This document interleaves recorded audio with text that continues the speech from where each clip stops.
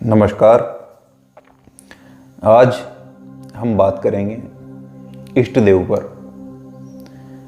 अनेक व्यक्ति अपने इष्ट देव को लेकर के भ्रम में रहते हैं कि हम किसे अपना इष्ट देव चुनें, किन की पूजा करना हमारे लिए लाभदायक होगा, किन की पूजा करने से मुझे अधिक ऊर्जा प्राप्त होगी, किन की कृपा से मेरे समस्त कार्य सिद्ध होंगे और इस जीवन में मुझे सदैव उनका सहयोग मिलता रहेगा। तो अनेक व्यक्ति अपनी इस जिज्ञासा को शांत करने के लिए ज्योतिषियों के पास में जाकर के यह प्रश्न रखते हैं कि मेरे इष्ट देव कौन है।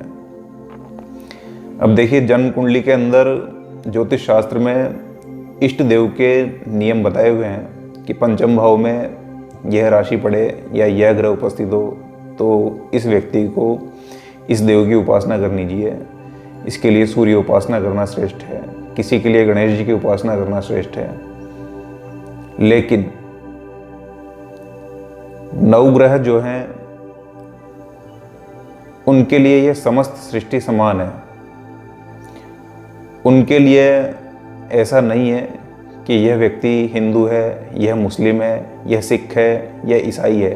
अब मान लीजिए कोई मुस्लिम धर्म का व्यक्ति किसी ज्योतिषी के पास में आकर के प्रश्न करे कि मेरी जन्म कुंडली के हिसाब से मेरे इष्ट देव कौन है, तो उसे आप क्या उत्तर देंगे? फिर कोई ईसाई धर्म का व्यक्ति आकर के किसी ज्योतिषी से यह प्रश्न करे कि मेरे इष्ट देव कौन है, तो उसे आप क्या उत्तर देंगे? तो इष्ट देव के चयन के लिए किसी ज्योतिषी से जाकर के प्रश्न करने से बेहतर है कि आप स्वयं अपने मन में झांकें और एक बार ठीक से विचार करें कि आपको भगवान का कौन सा स्वरूप सबसे अच्छा लगता है, कौन सा स्वरूप आपको सबसे अधिक लुभाता है। देखिए, भगवान एक ही है, जितने भी देवी देवता है यह समस्त उनके ही रूप हैं। भगवान श्री कृष्ण का गीता में वचन है कि किसी देव को पूज लो, धरो किसी का ध्यान, और मैं ही आस्था स्थिर करूं और मैं ही दूं वरदान। तो समस्त देवी देवता एक ही परमात्मा के रूप हैं और आपका मन भगवान के जिस स्वरूप में सबसे अधिक लगता है, जो भी रूप आपको सबसे अधिक प्रिय लगता है, वही आपके इष्ट देव हैं। इसको लेकर के आपको अधिक भ्रमित होने की आवश्यकता नहीं है। फिर भी आप कंफ्यूज रहते हैं तो आप किसी ज्योतिषी के पास में जाएं और उन्हें आप अपने मन की दुविधा पता करके एक सही मार्गदर्शन आप प्राप्त कर सकते हैं। इष्ट देव हमेशा एक ही होना चाहिए।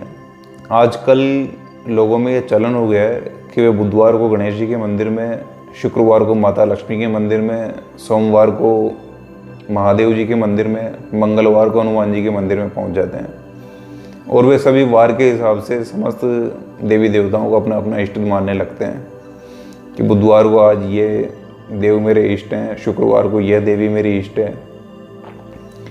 तो इस प्रकार से पूजा का जो फल है, आपकी साधना और उपासना का जो फल है, वह आपको ठीक से मिल नहीं पाता है। देखिए, एक ही साधई सब सधई और सब साधे सब जाए, अर्थात एक की साधना करने से सभी देवताओं की साधना हो जाती है। एको देवः केशवो व शिवो वा, एक ही इष्ट देव होना चाहिए, चाहे वो भगवान श्री कृष्ण हो या महादेव जी हो। अलग अलग इष्ट देव नहीं होना चाहिए। तो आप किसी एक को चुनें और अपना सारा जीवन उन्हीं के चरणों में समर्पित कर दें, फिर आपकी साधना निश्चित रूप से सफल होगी। तो आज के लिए इतना ही। फिर किसी नई जानकारी के साथ आपसे मुलाकात होगी, और जानकारी आपको अच्छी लगी हो तो इस चैनल को आप सब्सक्राइब करें, लाइक और कमेंट करके अपनी प्रतिक्रिया जरूर दें। धन्यवाद।